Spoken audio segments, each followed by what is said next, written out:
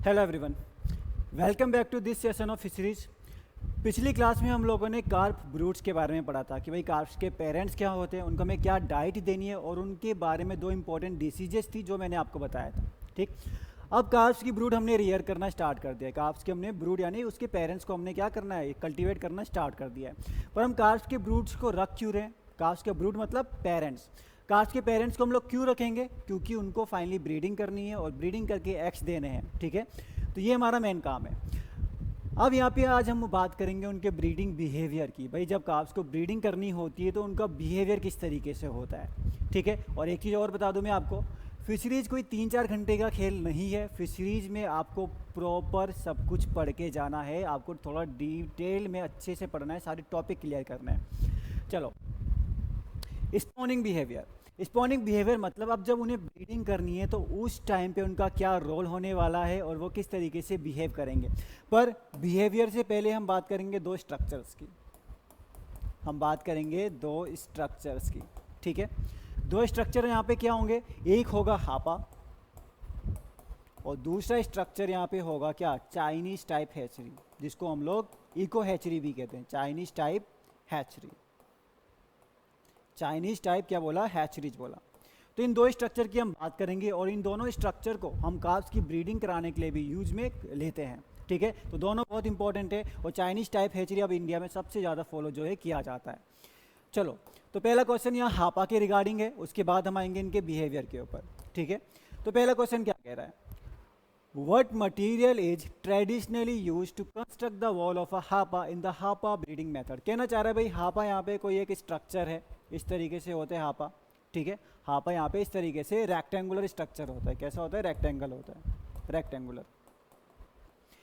और जो हापा होता है, कह रहा है ये बनता किस चीज़ से है, बताओ भाई हापा बनता किस चीज़ से है। भाई हापा इसलिए इंपॉर्टेंट है क्योंकि हापा बहुत पहले से यूज करा जा रहा है और हापा बहुत ज़्यादा पॉपुलर है, जो बहुत कॉमनली यूज किया जाता है क्योंकि भाई ये बहुत आसान है और बहुत सस्ता भी है। तो हापा में पहली चीज़ जो याद रखनी है, डबल वॉल्ड हापा। ये डबल वॉल्ड हापा होता है। सबसे पहली चीज़ क्या है, it is a double walled hapa. Hapa क्या होता है, समझ लो मॉस्किटो नेट, मच्छरदानी सबने देखी होगी, बस वही हापा है। मच्छरदानी को उल्टा कर देना है। ठीक है, ये क्या है, मॉस्किटो नेट है, इसको हमने उल्टा कर दिया, इस तरीके से ये मॉस्किटो नेट है। This is known as hapa. Double walled क्यों बोला, क्योंकि भाई एक मॉस्किटो नेट आपका ये रहा और इसके ऊपर एक और मॉस्किटो नेट हम लोग फिट कर देंगे। ठीक है, एक और मॉस्किटो नेट हम लोग ऊपर से इसमें क्या करेंगे, फिट कर देंगे, तो इसको हमने डबल वॉल्ड हापा बोला। एक हापा नीचे रहता है और एक हापा आपका अंदर, आपका ऊपर की तरफ रहता है। ठीक है, अब हमने इसको पानी में रखा हुआ है, अब इसको हमने पानी में रखा हुआ है। हापा में क्या करते हैं, यहाँ पे आप कार्प्स को रख देते हो, जिनको हमें ब्रीड कराना है उन्हें हम यहाँ रख देंगे। ब्रीड करने के बाद ये एग रिलीज कर देंगे। ठीक है, एग हैच करेंगे, उनसे निकलेगी लार्वा या फिर हैचलिंग। ठीक है, और ये लार्वा जैसे यहाँ से निकलेगा तो ये आपका जो आउटर वाला जो आपका क्या था, हापा था, उससे निकल के अंदर वाले हापा की तरफ लार्वी आ जाते हैं। अब हम लोग ऊपर वाले हापा को हटा लेंगे, जो हमारी फिशेज है और जो ये एग सेल है, एग अब क्या है, वेस्ट मटेरियल तो पड़ा है, तो इसको हम लोग ऊपर वाले हापा को रिमूव कर देंगे और लार्वी को हम नीचे वाले हापा में क्या करेंगे, कुछ टाइम तक नीचे वाले हापा में लार्वी को रखेंगे, फिर उसको एक बड़े पॉन्ड में ट्रांसफर कर देंगे। ठीक, तो दिस इज हापा। किससे बनता है ये, फाइन मैच या फिर नायलॉन के नेट से। इमेज दिखेगी, क्लियर कट समझ आएगा व्हाट इज हापा। तो सी ऑप्शन किया तो बिल्कुल सही किया। ये देखो भाई मॉस्किटो नेट है और कुछ नहीं है हापा, ये मॉस्किटो नेट को इस तरीके से फिट किया गया है। ठीक है, डबल वॉल्ड हापा जनरली होते हैं, एक मॉस्किटो नेट, उसके ऊपर एक और मॉस्किटो नेट जो है लगाया जाता है। तो ये आपका पॉन्ड वगैरह में इसको लगा सकते हो। और ये क्या है, यहाँ पे बैम्बू जो है यूज किया गया है। बैम्बू, ये मच्छरदानी को भी जनरली बैम्बू के पाइप से ही तो बांधते थे, तो सेम चीज़ है, बस हापा और कुछ नहीं है। ठीक है, तो ये दिख रहा होगा यहाँ पे डबल वॉल्ड हापा। एक हापा आपका नीचे रहा जिसको हमने बोला आउटर हापा, और एक हापा आपका ऊपर है जिसको हमने बोला क्या, इनर हापा, जो छोटा वाला है। तो यहाँ पे हमने कार्प्स को ब्रीड करा दिया। ब्रीड करने के बाद यहाँ पे छोटे छोटे से एग्स आ गए। एग्स से जो लार्वा निकलेगा वो नीचे वाले नेट में कलेक्ट हो जाएगा। ठीक है, तो पहली चीज़ क्या हो गई कि आपका नायलॉन, फाइन मैश या नायलॉन का बना होता है। दूसरा 3.5 1/1 मीटर होगा आउटर हापा का साइज, और जो अंदर वाला हापा है वो आपका 1.8 × 0.9 × 0.9 मीटर आउटर हापा का साइज होगा।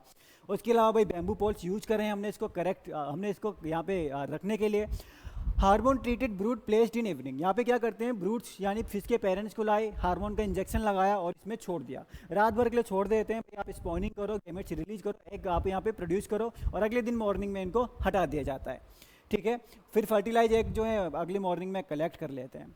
पर हापा में क्या होता है, हापा के बाद हम लोग को हैचरीज की जरूरत क्यों पड़ी? हापा उतना ज़्यादा प्रोडक्टिव नहीं है जितना ज़्यादा प्रोडक्टिव हैचरीज होता है, क्योंकि भाई यहाँ पे थोड़ी रिवर वाली कंडीशन की भी ज़रूरत होती है काव्स को ब्रीडिंग करने के लिए, ठीक है। So this is all about hapa. तो ये हापा के बारे में थोड़ा सा ध्यान में रखना। आई थिंक ये क्वेश्चन मैंने पहले भी पूछा था पर इंपॉर्टेंट है इसलिए मैं फिर से पूछ रहा हूँ।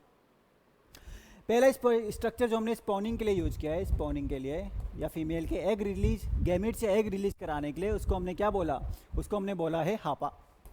First structure is hapas, second structure is Chinese hatchery, ठीक है। कई बार चाइनीज हैचरी में भी हम लोग क्या करते हैं, फिश को ब्रीड कराते हैं, ठीक।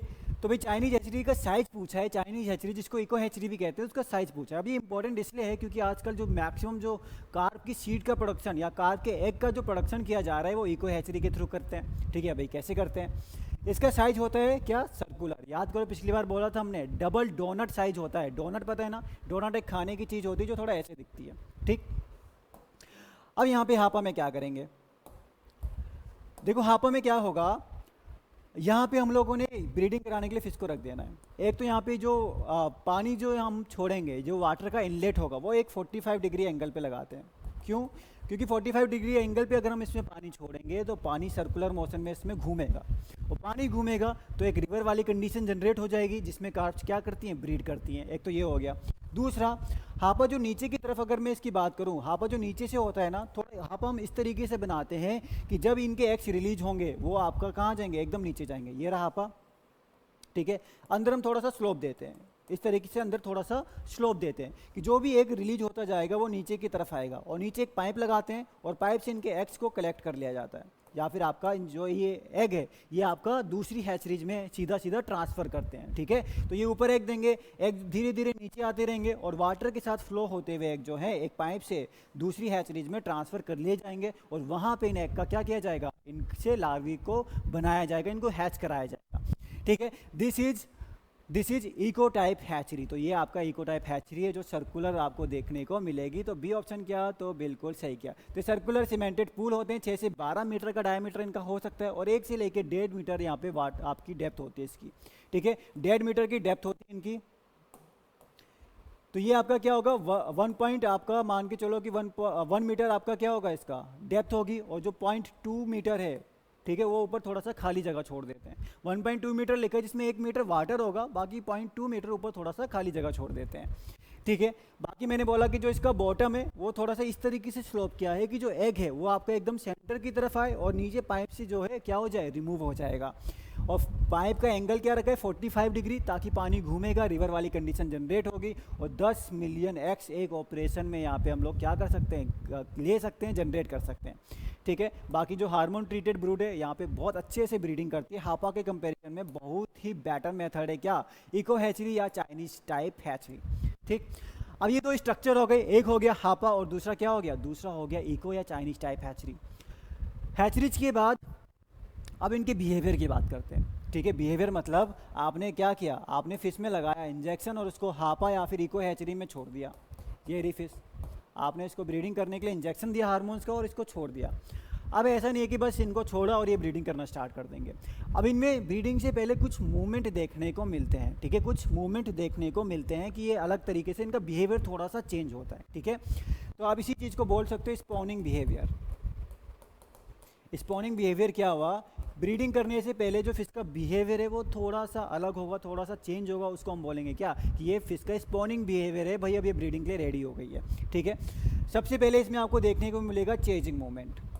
क्या देखने को मिलेगा, सब मैंने लिखा हुआ है, और जितना शॉर्ट और कंसाइज हो सकता है उतना शॉर्ट और कंसाइज लिखा है, ठीक है। चेजिंग मूवमेंट लिखा हुआ है, मतलब अगली स्लाइड्स में आपको मिल जाएगा। तो यहाँ पे 3-4 टाइप के आपको चेजिंग मूवमेंट देखने को मिलेंगे। जैसे कि यहाँ पे क्वेश्चन में क्या पूछा है, कह रहे कि in an eco hatchery which type of movement is referred to as hypogyne, ठीक है।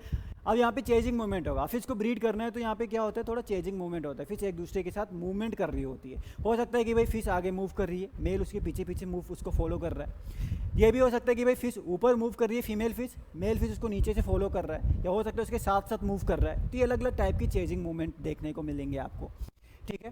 तो हाइपोगाइन कौन सा चेजिंग मूवमेंट है, हाइपोगाइन में क्या आपका जो ये फीमेल है, ठीक है, दिस इज फीमेल। तो हाइपोगाइन में क्या जो मेल फिश है वो इसके ऊपर ऊपर जो है मूव करेगी, या मेल फिश इसके नीचे मूव करेगी, या मेल फिश इसको नीचे नीचे इसके फॉलो करेगी, या मेल फिश इसको इसके आगे की तरफ जो है मूवमेंट करेगी। ठीक है, तो भाई याद रखना हाइपो मतलब क्या होता है, हाइपो मतलब आपका यहाँ पे होगा बिलो। हाइपो मीन्स बिलो, कि भाई फीमेल फिश ऊपर मूव कर रही है और मेल फिश उसको नीचे नीचे से क्या कर रही है, उसके साथ मूव कर रही है, उसको चेज कर रही है। ठीक है, अब यहाँ पे क्या है, ये दोनों में हार्मोन्स जो इंड्यूस हो चुके हैं, अब ये ब्रीडिंग के लिए रेडी हैं, तो ये अब चेजिंग मूवमेंट यहाँ पे एक देखने को मिलेगा। तो हाइपोजाइन क्या मूवमेंट है, जब मेल जो है वो फीमेल के नीचे नीचे मूव करेगा, that is known as hypogyne movement. ठीक है, अब ये सब एक साथ लिखे हैं, वहाँ पे एकदम क्लियर हो जाता, क्लियर कट हो जाएगा। अब कह रहे हैं कि द अनगाइन behaviour, why does the male often move faster around the pool. कह रहे एक और मूवमेंट होता है, एक तो हमने देखा सब गाइन मूवमेंट में मेल ऊपर मूव कर रहा है और फीमेल ऊपर मूव कर रही है और मेल फिश उसको नीचे नीचे से फॉलो कर रही है। अब एक होते हैं अनगाइन मूवमेंट। अब अनगाइन में क्या होगा, अनगाइन में जो फीमेल है, ठीक है, अनगाइन में फीमेल आपकी मूव नहीं कर रही है और जो मेल है, मेल लगातार मूव कर रहा है, मेल बहुत फास्ट मूव करता रहता है हैचरी के अंदर, कि मेल को ब्रीडिंग चाहिए यहाँ पे। तो कह रहे कि ऐसा क्यों देखने को मिलता है कि भाई फीमेल मूव नहीं कर रही, सिर्फ मेल बहुत फास्ट मूव कर रहा है। क्या ये बहुत सारी फीमेल है पॉन्ड के अंदर, इसलिए ऐसा हो सकता है। ठीक है, या वाटर का करंट बहुत ज़्यादा स्ट्रॉन्ग है जिस वजह से मेल का मूवमेंट बढ़ गया, या फिर स्ट्रेस हो रखा है जिसकी वजह से फीमेल रिसेप्टिव नहीं है, फीमेल अभी ब्रीडिंग नहीं करना चाहती, पर मेल जो है वो इंड्यूस्ड है, उसको ब्रीडिंग करनी है, तो इसलिए उसका मूवमेंट ज़्यादा है। या फिर मेल जो है अभी रेडी कर रहा है खुद को, मेल क्या कर रहा है, स्पॉनिंग के लिए, गैमेट रिलीज करने के लिए खुद को रेडी कर रहा है। ठीक है, तो याद रखना जो अनगाइन मूवमेंट है, सबसे पहली चीज़ यहाँ पे जो फिश का है वो अलोन मूवमेंट होगा, फिश बेचारी अकेले मूव करेगी। ठीक है, ऐसा हो सकता है कि कई सारे जो मेल हैं वो अकेले अकेले, मतलब मेल जो है वो मूव कर रहे हैं, मेल अभी भी इंड्यूस्ड है, पर फीमेल रिसेप्टिव नहीं है, फीमेल मूवमेंट शो नहीं कर रही है, फीमेल को कोई भी सेक्सुअल एक्साइटमेंट अभी नहीं है, उसको ब्रीडिंग नहीं करनी। ठीक, अब इसके रीजन हो सकते हैं कि फिश भाई स्ट्रेस में है। ठीक है, फिश क्या आती है, स्ट्रेस में थी, फिश को कोई इंजरी हो गई, फिश को कोई डिसीज लग गई। ठीक है, या हो सकता है फिश की डेंसिटी आपने इतनी ज़्यादा रख दी, इतनी ज़्यादा फिशेज एक साथ रख दी कि सारी फिशेज को स्ट्रेस आ गया, आप कुछ ब्रीडिंग करना चाहते हैं, आप कुछ ब्रीडिंग नहीं करना चाहते। तो स्ट्रेस कंडीशन में अगर मेल या फीमेल का सिंगल मूवमेंट होगा, दूसरी जो फिश है वो रिसेप्टिव नहीं है, उसको ब्रीडिंग नहीं करनी, तो उस केस में हम कहेंगे कि वो फिश क्या है, अनगाइन कंडीशन में होगा। तो ये it is due to stress. ठीक है, कि फीमेल फिश ब्रीड नहीं करना चाह रही, तो सी ऑप्शन जो है वो होगा करेक्ट। ठीक है, तो हाइपोजाइन समझ में आ गया सबको। हाइपोजाइन मतलब फीमेल ऊपर और मेल उसको नीचे से फॉलो करते हुए चलेगा, दैट इज हाइपोगाइन। एक तो ये हो गया। सिल्वर कार्प में आपको ये ज़्यादा देखने को मिलता है। ठीक है, मेजर कार्प में भी देखने को मिल सकता है, पर सिल्वर कार्प में ज़्यादा देखने को मिलता है। ठीक है, देखो भाई अगली वाली क्लास बहुत इंपॉर्टेंट है, जहाँ हम पढ़ेंगे कार्प्स कल्चर।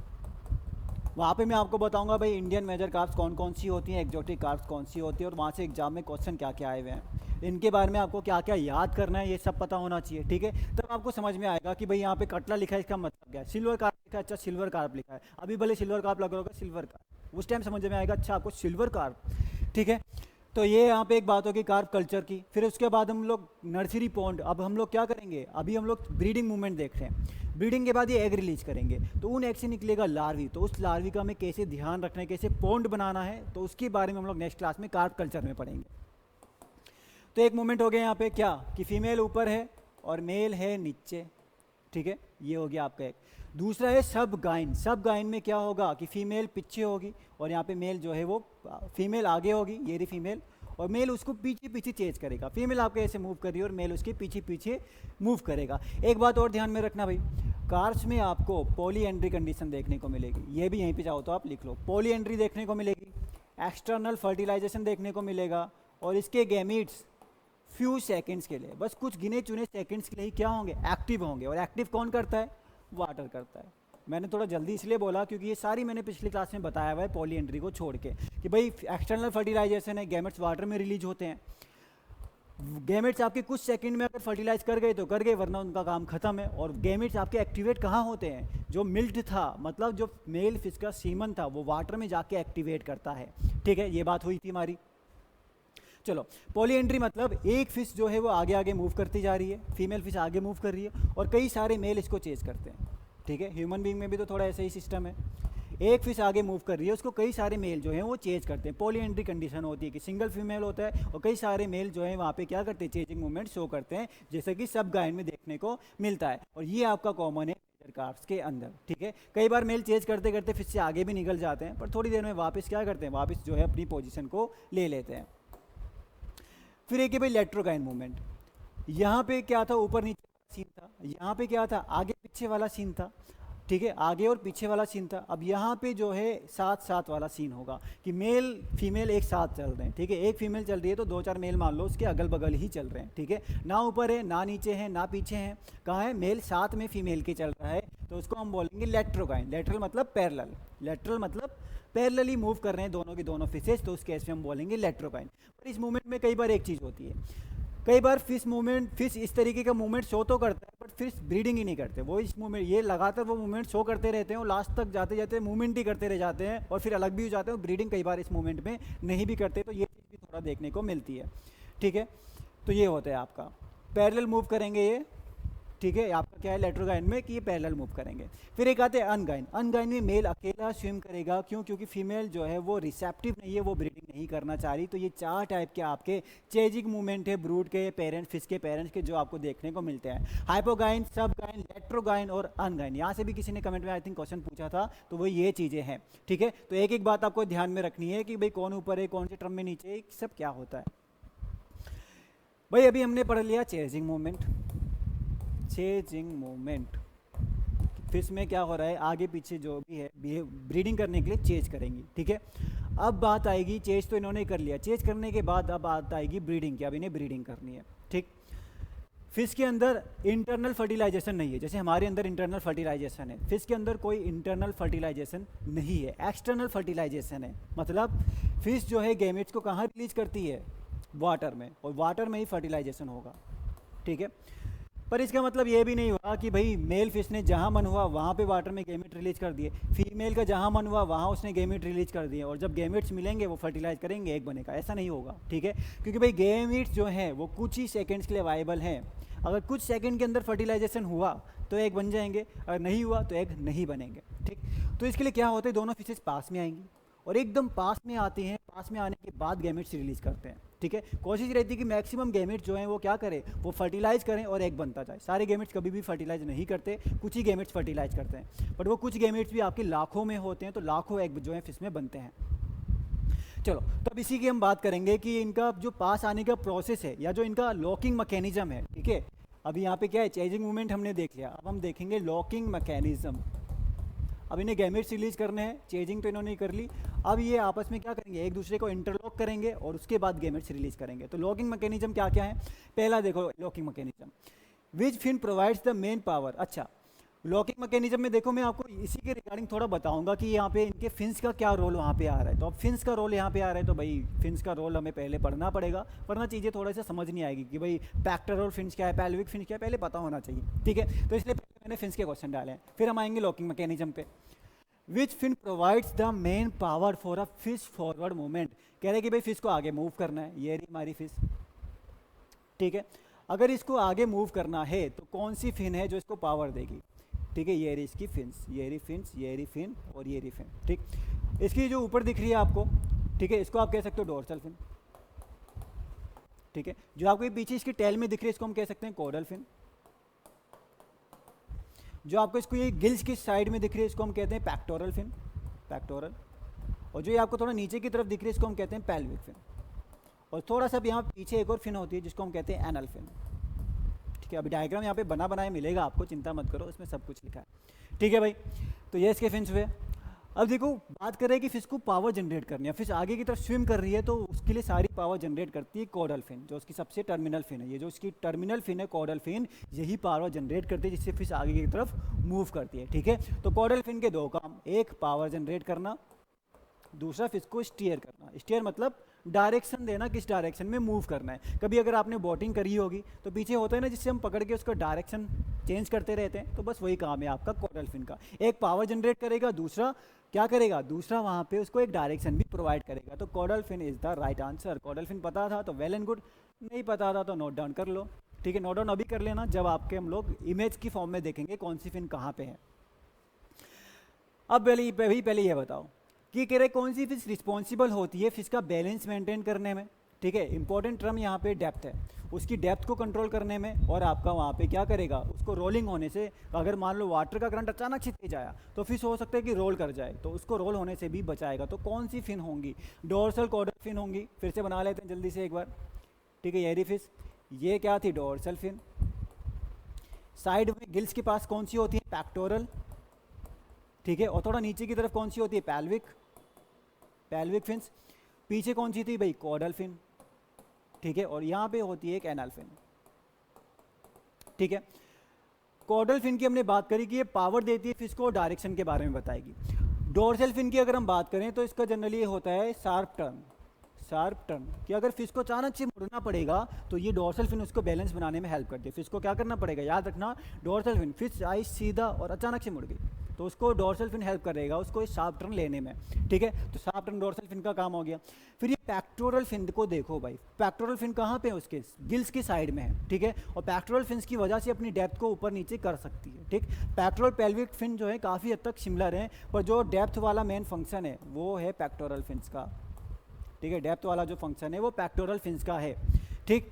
दूसरी चीज़ उसके अलावा क्या लिखा है, उसके अलावा जो ये पेल्विक फिन्स है ना नीचे की तरफ, ये थोड़ी सी स्ट्रॉन्ग होती है। कई बार फिश को रेस्ट करना होता है, आराम करना होता है, तो ये पेल्विक फिन्स की हेल्प से उस पर बैठ जाती है, थोड़ा सा रेस्ट भी कर लेती है, ठीक है। और यही जो है आपका फिश को रोल होने से बचाता है, क्योंकि भाई नीचे की तरफ है, फिश को पूरा घूमने नहीं देगा, थोड़ा सा प्रिवेंट भी करता है रोल होने से, ठीक है भाई। तो यहाँ पे जो आंसर जाएगा वो जाएगा आपका B option, pectoral and pelvic fins. तो ये है भाई आप पे आपका डायग्राम, स्टार्टिंग में ले आते तो क्या मज़ा आता, ठीक है। तो यहाँ पे भाई अब इधर से स्टार्ट करते हैं। तो ये इंपॉर्टेंट है भाई पैक्टोरल फिन्स, और ध्यान में रखना जो पैक्टोरल और पेल्विक फिन्स होती हैं, these are paired fins, very important, ये क्वेश्चन पूछ सकता है, ठीक है। पेयर्ड फिन्स है भाई, क्योंकि यहाँ देख रहे हो आप, ये आपकी पैक्टोरल फिन्स इस तरीके से साइड में दो होंगी गिल्स के पास, और नीचे उसके होंगी पेल्विक फिन्स, ठीक है। पेल्विक फिन्स भी आपकी दोनों क्या हैं, पेयर्ड होंगी, दो फिन्स प्रेजेंट हैं ये। उसके अलावा बाकी ज़्यादातर फिन्स क्या है, सिंगल है, जैसे डोर्सल फिन है। तो ये डोर्सल फिन है, ये आपकी क्या है, यहाँ पे सिंगल है, अनपेयर्ड है, और हमने बोला था ये टर्न करने में हेल्प करेगी, फिश को भाई मुड़ना होगा जब। उसके अलावा टेल फिन हमने क्या बोली थी, टेल फिन हमने बोला था भाई कॉर्डल फिन है ये, और कॉर्डल फिन किस में हेल्प करेगा, caudal fin will help in power generate करता है, और फिश को एक डायरेक्शन देकर स्टीयर करेगा, डायरेक्शन भी प्रोवाइड कर देगा, ठीक है। तो ये है भाई फिश के फिन्स। अब आप चाहो तो लिख लो, एक एक पॉइंट मैंने सबके बारे में बता दिए, उसको लिख लो। और पैक्टोरल फिन्स आप देख लो ना भाई, ये विंग्स जैसे नहीं दिख रहे, जैसे बर्ड्स उड़ने के लिए विंग्स यूज़ करती है, तो पैक्टोरल फिन्स भी साइड में वैसे ही हैं जो डेप्थ को कंट्रोल करते हैं कि फिश को ऊपर रहना है कि थोड़ा नीचे रहना है, ठीक है। चलो, तो ये था उसके फिन्स के रिगार्डिंग। अब मैंने फिन्स के रिगार्डिंग बस इसीलिए ही बताया है आपको, क्योंकि अब यहाँ पे भाई लॉकिंग मैकेनिज्म आएंगे, तो यहाँ पे जो फिश होती है वो अपने फिन्स को लॉक करती है। अब आपको भाई पता ही नहीं पैक्टोरल फिन्स क्या है, तो फिर कैसे पता चलेगा लॉकिंग मैकेनिज्म, है ना। तो पता होना चाहिए था, और पता है। In dorsocaudal locking how does the size of the male compare to the female. अब देखो यहाँ पहली चीज़ कहना क्या चाह रहा है, यहाँ पे डोर्सल फिन ये है, और कॉर्डल फिन आपकी ये टेल वाली फिन है, ठीक है। अब इसकी बात कर रहा है।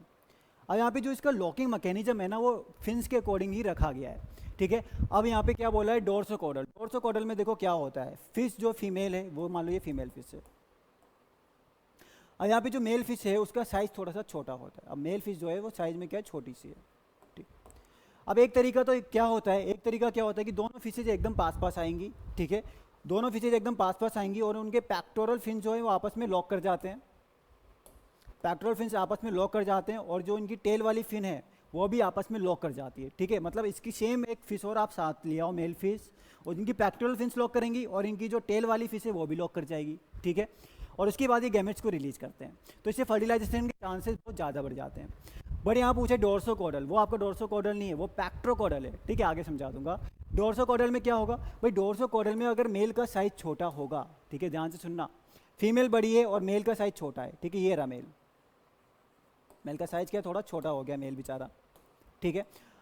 अब अगर मेल इस फीमेल के एकदम सामने आ जाएगा तो भाई मेल तो पूरा पहुंचेगा ही नहीं, मेल तो आपका छोटा रह जाएगा, ठीक है। इसलिए मेल क्या होगा, थोड़ा पीछे पीछे ही रहेगा। मेल जो है वो फिश के यहाँ पे कहीं होगा पीछे की तरफ, मतलब उसकी जो डोर्सल और कॉर्डल फिन है वहाँ पे जो मेल है जो छोटा है वो वहाँ पे रहेगा। क्यों? क्योंकि भाई फिश गैमेट्स यहाँ से रिलीज करेगी, वो गैमेट जो है रिलीज एक साथ होने चाहिए, फिश के एकदम पास पास रिलीज होने चाहिए।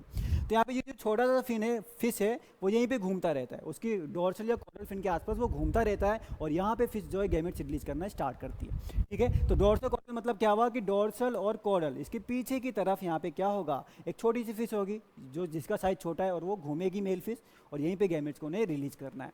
तो यहाँ पे आपका डोर्सोकॉडल में क्या होने वाला है, मेल इज जनरली स्मॉलर, छोटे साइज का था इसलिए मेल आपका आगे नहीं है, मेल कहाँ है, एकदम पीछे की तरफ होगा यहाँ पे। ठीक है, इसलिए मैंने फिन्स के नाम आपको पहले बताए कि यहाँ पे डोर्सो कॉडल देख के कन्फ्यूजन नहीं होना चाहिए, डोर्सो एंड कॉडल। ठीक है भाई, सी ऑप्शन जो था वहाँ पे बिल्कुल करेक्ट था। बाकी एक स्लाइड में हम लोग उसको भी एकदम समराइज किया हुआ है, वहीं पे देख लेंगे एक बार और। Which spawning mechanism is most likely to have lower chance of fertiliser. ठीक है, लोअर चांस ऑफ फर्टिलाइजेशन। फिर से भाई फिन बना लो, ये रही डोर्सल वाली फिन, ये है कॉडल फिन, फिर ये आती है पैक्टोरल फिन, और इसके नीचे क्या आ जाएगी भाई, जल्दी बोलो, पेल्विक फिन। ठीक है, ये बात हो गई। हमने एक तो पढ़ लिया, हमने पढ़ा डोर्सोकॉडल। डोर्सोकॉडल में मेल थोड़ा सा छोटा होगा तो पीछे पीछे की तरफ ही रहता है। ठीक है, और इसकी क्या करेगा, चारों तरफ घूमेगा। अब एक आगे पैक्ट्रोकॉडल। ठीक है, नाम फिन्स के नाम में जाओ, बाकी कुछ नहीं रखा इसमें, बस नाम फिन्स के समझ आ गए तो सब समझ आ गया भाई। पैक्टोरल फिन जो इसकी है और जो इसकी टेल है, अब यहाँ पे फिश का साइज जो है वो लगभग लगभग क्या है, सेम है। तो जो इसकी पैक्टोरल फिन्स है और जो इसकी टेल है ये आपस में इंटरलॉक कर जाएंगे, पैक्टोरल फिन लॉक करके, और जो इसके कॉडल पेडोंकल है या फिर जो इसकी टेल वाली फिश है वो भी आपस में थोड़ा सा लॉक कर जाएंगे, और ये फिर क्या करेंगे, इनका मूवमेंट होगा, थोड़ा हिलेंगे और गैमेट्स रिलीज करेंगे। ठीक है, तो इन दोनों कंडीशन में फर्टिलाइजेशन के चांसेस हाई होते हैं। काफ़ी ज़्यादा चांस है कि गैमेट्स एक साथ रिलीज होंगे और फर्टिलाइजेशन जो होगा काफ़ी ज़्यादा होगा, किसमें, पैक्ट्रोकॉडल डोर्सोकॉडल दोनों में ही। अब एक आते हैं आइसोलेटरल, जिसकी हमने बात नहीं करी। भाई आइसोलेटरल में फिशेस क्या होती हैं, एक दूसरे के पैरेलल आती हैं, यहाँ पे कोई इंटरलॉकिंग मैकेनिज्म नहीं है। ठीक है, आइसोलेटरल में क्या होगी, फिश क्या करेंगी, एक दूसरे के पैरेलल आती हैं। ठीक, दिक्कत यहाँ पे बस ये है कि फिश का साइज़ बहुत ज़्यादा होगा, बल्कि साइज़ की फिशेज हैं। ठीक है, बल्कि साइज है, लार्ज फिश है, बहुत बड़ी फिश है और बहुत बल्कि है, बहुत मोटी हो रखी है फिश। ठीक है, बल्कि फिशेज में दिक्कत क्या है कि ये ढंग से ना अपने फिन्स वगैरह को लॉक आपस में नहीं कर सकते।